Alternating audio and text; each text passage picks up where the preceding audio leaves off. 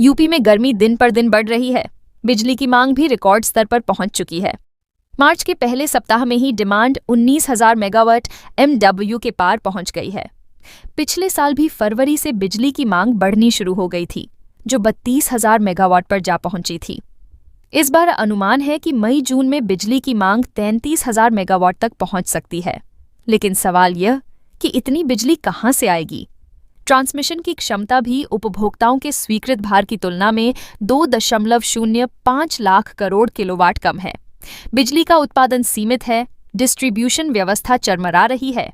ऐसे में लोगों के घरों तक बिजली कैसे पहुंचेगी? मुख्यमंत्री योगी आदित्यनाथ ने सोमवार को जनता दर्शन कार्यक्रम के दौरान प्रदेश भर से आए पीड़ितों के पास मुख्यमंत्री स्वयं चलकर पहुंचे। उनका प्रार्थना पत्र लिया और आश्वस्त किया कि सरकार सभी की उचित समस्याओं के निस्तारण के लिए प्रतिबद्ध है। उन्होंने लोगों से कहा कि वे निश्चिंत होकर घर जाएं, उनकी समस्याओं का निस्तारण होगा। मुख्यमंत्री ने विभिन्न जिलों के प्रशासनिक और पुलिस अफसरों को निर्देश दिया कि हर समस्या का निस्तारण समय सीमा के अंदर सुनिश्चित किया जाए। इस मौके पर अपने अभिभावकों के साथ कुछ बच्चे भी आए थे। मुख्यमंत्री ने बच्चों को चॉकलेट दी और उनसे पढ़ाई के बारे में जानकारी ली। एक बच्चे के पास पहुंचे मुख्यमंत्री ने कहा कि किताबें पढ़ो, सोशल मीडिया का प्रयोग उतना ही करो जितनी आवश्यकता है। इसका अत्यधिक प्रयोग घातक है। सीएम ने मोबाइल आदि का प्रयोग भी कम करने की सलाह दी। उत्तर प्रदेश की राजनीति और धर्म जगत में उस समय खलबली मच गई जब ज्योतिष पीठ के शंकराचार्य स्वामी अविमुक्तेश्वरानंद के खिलाफ केस दर्ज कराने वाले आशुतोष ब्रह्मचारी पर चलती ट्रेन में रविवार को हमला हुआ। इस हमले की जिम्मेदारी एक महिला स्वाति अघोरी ने ली है। खुद को साध्वी बताने वाली महिला ने सोशल मीडिया पर पोस्ट कर न केवल हमले की जिम्मेदारी ली, बल्कि पुलिस को चुनौती देते हुए गिरफ्तारी की बात भी कही है। उत्तर प्रदेश की योगी सरकार ने राज्य के संसदीय इतिहास में एक नया अध्याय जोड़ने की तैयारी तेज कर दी है। लखनऊ में एक भव्य और आधुनिक विधान भवन परिसर बनाने के लिए लखनऊ विकास प्राधिकरण LDA को विस्तृत डिजाइन तैयार करने के निर्देश दिए गए हैं। शासन की ओर से जारी आदेश के बाद LDA ने इस पर काम शुरू कर दिया है और इसके लिए 15 अप्रैल 2026 की समय सीमा डेडलाइन तय की गई है। 20 विश्व कप के फाइनल में न्यूजीलैंड पर भारतीय टीम की जीत पर रविवार रात काशी जश्न में डूब गई। होली और दिवाली एक साथ मनी। उत्साहित लोगों ने अबीर गुलाल उड़ाकर अपनी खुशी की इजहार किया। ढोल नगाड़े की धुन पर देर रात तक थिरकते नजर आए। सड़कों पर तिरंगा यात्रा निकालकर भारत माता के जयकारे लगाए, आतिशबाजी की। फाइनल मैच का लुत्फ लेने को पहले से ही काशीवासियों ने तैयारी कर रखी थी। अवकाश का दिन होने के कारण लोग टीवी स्क्रीन के सामने शाम से ही बैठ गए। कुछ बड़े प्रतिष्ठान भी खुले थे जहां LED स्क्रीन लगी थी। पहले भारतीय टीम की शानदार बल्लेबाजी पर जश्न मनाया। इसके बाद जैसे जैसे न्यूजीलैंड की टीम के विकेट गिरते गए, जीत की खुशबू आती गई। जीत पर मुहर लगते ही घरों में लोग नाचने लगे। सड़कों पर युवाओं ने तिरंगा यात्रा निकालकर खुशी का इजहार किया। उत्तर प्रदेश के गोरखपुर के शाहपुर इलाके में 20 साल की एक लड़की के साथ रेप की कोशिश करने का मामला सामने आया है। लड़की का आरोप है कि एक व्यक्ति बहाना बनाकर घर के अंदर प्रवेश किया। इसके बाद जबरदस्ती करने लगा। इस दौरान कपड़े निकालकर गलत हरकत करने लगा। चीखने पर मां दौड़ते हुए आईं। उन्हें देखकर आरोपी जान से मारने की धमकी देते हुए भाग निकला। शाहपुर थाने में पीड़ित लड़की ने घटना के 3 दिन बाद तहरीर दी है। उसकी तहरीर के आधार पर पुलिस ने आरोपी रहमत अली की पहचान कर उसके खिलाफ मुकदमा दर्ज कर लिया है। रहमत अली शाहपुर इलाके में ही किराए के घर में रहता है। मैनपुरी जिले के एलाऊ थाना क्षेत्र में अवैध मिट्टी खनन रोकने पहुंची पुलिस टीम पर JCB चढ़ाने की कोशिश का मामला सामने आया है। इस दौरान चौकी प्रभारी और साथ मौजूद सिपाहियों ने किसी तरह भागकर अपनी जान बचाई। बाद में पुलिस ने घेराबंदी कर JCB चालक को गिरफ्तार कर लिया, जबकि उसका भाई अंधेरे का फायदा उठाकर मौके से फरार हो गया। पुलिस ने JCB और ट्रैक्टर को सीज कर दिया है और दोनों भाइयों के खिलाफ पुलिस पर हमला करने सहित कई धाराओं में मुकदमा दर्ज किया गया है। हमीरपुर जिले के मुस्करा कस्बे में शनिवार रात एक अनोखी बारात लोगों के बीच चर्चा का विषय बन गई। आधुनिक दौर में जहां ज्यादातर शादियों में लग्जरी कारों और बैंड बाजे का इस्तेमाल होता है, वहीं इस शादी में पारंपरिक अंदाज देखने को मिला। सजी धजी बैलगाड़ियों के साथ निकली बारात को देखने के लिए लोग रास्ते में रुकते नजर आए। इतना ही नहीं, रविवार सुबह दुल्हन की विदाई भी बैलगाड़ी से ही कराई गई, जिसने पूरे आयोजन को खास बना दिया। यूपी के संत कबीर नगर के बखेरा थाना क्षेत्र के एक गांव की रहने वाली नाबालिग लड़की के साथ सामूहिक दुष्कर्म का मामला सामने आया है। बीते 5 मार्च की रात गांव के ही 3 आरोपियों ने घटना को अंजाम दिया, जिसमें 2 बाल औपचारी शामिल हैं। पीड़िता की मां की तहरीर पर पुलिस ने तीनों के खिलाफ गैंगरेप, जानबूझकर अपमानित करने, गंभीर चोट पहुंचाने, यौन हमले और गंभीर शारीरिक और मानसिक नुकसान पहुंचाने की धाराओं में मुकदमा दर्ज कराया। पुलिस ने रविवार को गांव से ही अंबेडकर मूर्ति के पास से 2 बाल औपचारी समेत एक अन्य आरोपी को गिरफ्तार कर न्यायालय भेज दिया। उत्तर प्रदेश के बरेली में एक निजी अस्पताल के हॉस्टल में रह रही 28 वर्षीय नर्स प्रियंका की संदिग्ध परिस्थितियों में मौत का सनसनीखेज मामला सामने आया है। रविवार दोपहर प्रियंका का शव उनके कमरे में बेसुध अवस्था में मिला। पुलिस की शुरुआती जांच में जो तथ्य सामने आए हैं, वे किसी भी पत्थर दिल को झकझोर देने वाले हैं। मरने से पहले पूरी रात प्रियंका अपने पति को फोन और मैसेज करती रही, लेकिन पति ने एक बार भी कॉल रिसीव नहीं किया।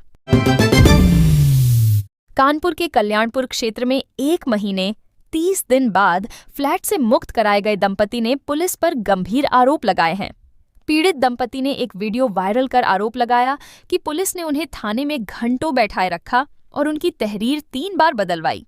इसके बाद भी आरोपी के खिलाफ अपहरण जैसी गंभीर धाराओं में कार्रवाई करने के बजाय सिर्फ शांति भंग में चालान किया गया। हालांकि हिंदुस्तान वायरल वीडियो की पुष्टि नहीं करता है। पुलिस ने दंपति के आरोपों को गलत बताते हुए कहा है कि कार्रवाई पीड़ित की तहरीर के आधार पर ही की गई है और मामले की जांच जारी है। उत्तर प्रदेश के बरेली शहर की दरगाह झंडा शरीफ गौसे आजम में बच्चों से जुड़ी एक अनोखी और सदियों पुरानी परंपरा आज भी पूरी श्रद्धा और आस्था के साथ निभाई जा रही है। यहाँ 4 साल 4 महीने की उम्र पूरी होने पर बच्चों को दरगाह लाकर झंडे और मजार पर खास अंदाज में सलाम पेश कराया जाता है। इस रस्म को देखने के लिए दूर दराज से जायरीन भी पहुंचते हैं। आस्था और परंपरा से जुड़ी यह अनोखी रस्म बरेली की धार्मिक सांस्कृतिक पहचान का महत्वपूर्ण हिस्सा बन चुकी है। यूपी के महाराजगंज के नौतनवा में रविवार को एसएसबी की महिला कर्मचारी के पति ने जिस खौफनाक अंदाज में आत्मघाती कदम उठाते हुए अपने 2 मासूमों सहित खुद को दुनिया से रुखसत कर दिया, वह दिल को झकझोर देने वाली है। नौतनवा सहित पूरे इलाके के लोग इस घटना के बाद स्तब्ध हैं। पत्नी पर शक ने इस परिवार को उजाड़ा और जन्मदाता ही ऐसा बेरहम बना कि अपने ही मासूम बच्चों की जान लेकर खुद फंदे से लटक गया। उसके सुसाइड नोट में बच्चों से लगाव को उसने कलम से उकेरा भी है। लिखा है कि वह अपने बच्चों को अपने से दूर नहीं कर सकता। साफ है कि पिता मोह बच्चों की जान पर भारी पड़ गया और एक झटके में 3 जिंदगियां खत्म हो गईं।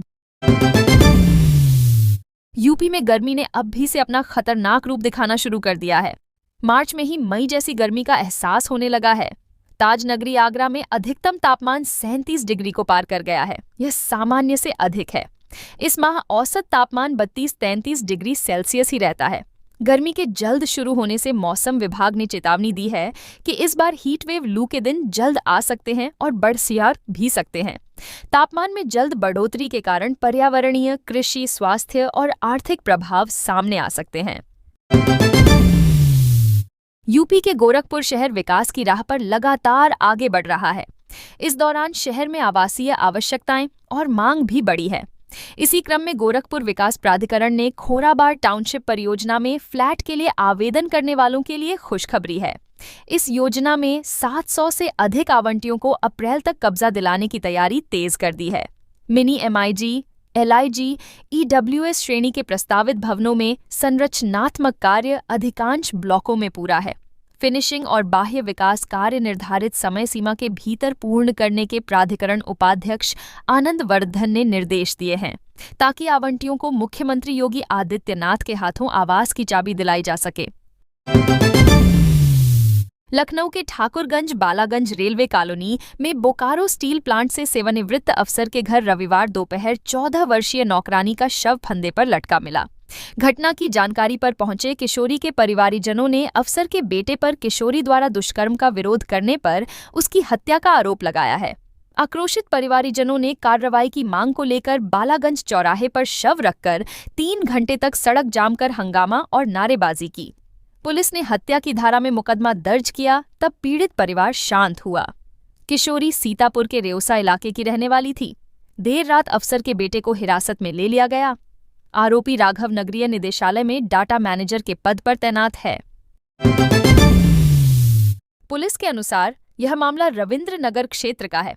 पुलिस को सूचना मिली थी कि पवन चौहान नाम का एक व्यक्ति खुद को IFS अधिकारी बताकर ग्रामीण इलाकों के युवाओं को सरकारी नौकरी दिलाने का लालच दे रहा है और उनसे ठगी कर रहा है। शिकायत मिलने के बाद पुलिस ने जांच शुरू की और आरोपी के खिलाफ कार्रवाई की। पुलिस टीम ने रविवार को कुशीनगर के हाटा कोतवाली क्षेत्र के अवरवा गांव निवासी पवन चौहान को गिरफ्तार कर लिया। तलाशी के दौरान उसके पास से कई संदिग्ध और जाली दस्तावेज बरामद किए गए।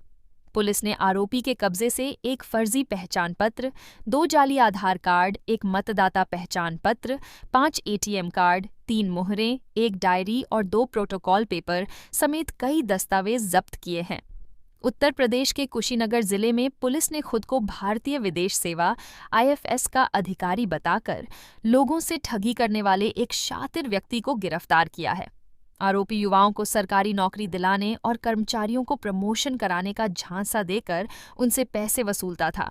आरोपित अपनी जाल में कई युवाओं को फंसा चुका है।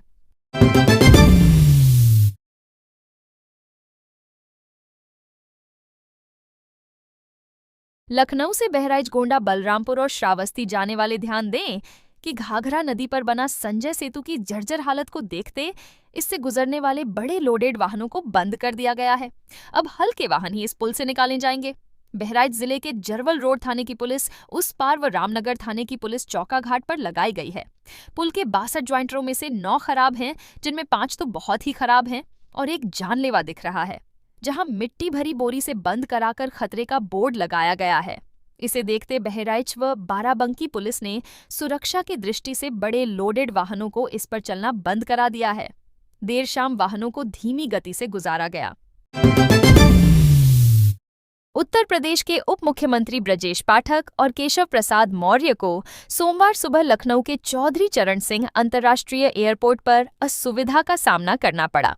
दोनों नेता इंडिगो की फ्लाइट 6E505 से कोलकाता जा रहे थे, लेकिन उड़ान से पहले विमान में तकनीकी खराबी आ गई। इस दौरान दोनों उप मुख्यमंत्री समेत सभी यात्री करीब 1 घंटे से अधिक समय तक विमान के अंदर ही बैठे रहे।